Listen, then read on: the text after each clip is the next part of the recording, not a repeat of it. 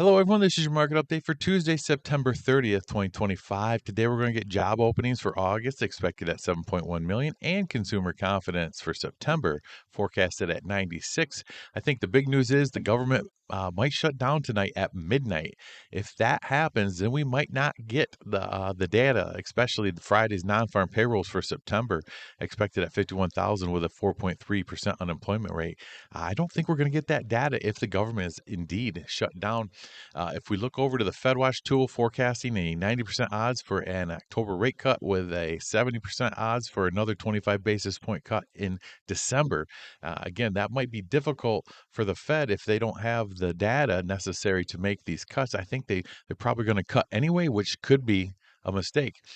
Over to the headline says government shutdown looms with Trump and the Democrats at odds. I've been looking into this, and there's some speculation that Trump actually may allow this because it would kind of be good for him. It would instantly lay off hundreds of thousands of federal bureaucrats, something they couldn't get done through Doge, and it would automatically defund a bunch of the left-wing NGOs, and it would help instantly balance the budget. I think in 2016 they were shut down for some 30 odd days under Trump's last administration. So I think there's a chance the government does shut down and it stays shut down longer than people might expect. That is a possibility. Over to Twitter here, I saw this headline that said searches for help with mortgages surpassed the 2008 housing crisis. I was curious about this.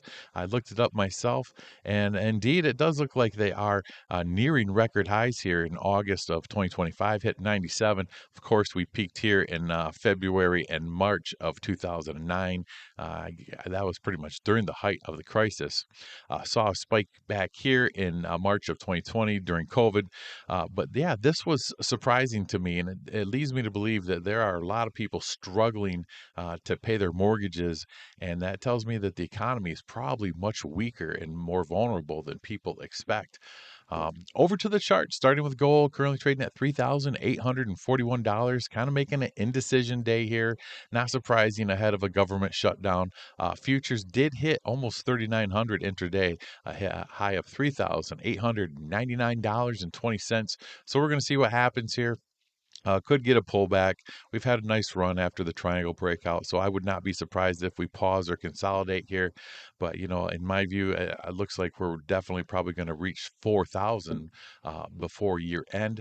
Silver currently trading at $46.32, kind of making a bearish engulfing candle. We'll see where today finishes. If we do complete a bearish engulfing candle, then that could lead to a pullback, but still, we're at the point of the trend where this could accelerate even higher. Sometimes during strong trends, you'll see like a bearish day, but then that's immediately reversed the next day as prices make higher highs. So we'll see. The next level to surpass is $48 here in futures. Over to platinum, currently trading at $1,605. Also trying to make a little bit of a bearish engulfing candle. We'll see if we finish there or not. Got to make it through 1650 here in futures to make our way towards 1700 plus. Then lastly, GDX was up 1.39% yesterday. Still have this accelerated trend line here. As long as we hold that, I think the trend is higher. Getting a little bit of a divergence here in the MFI.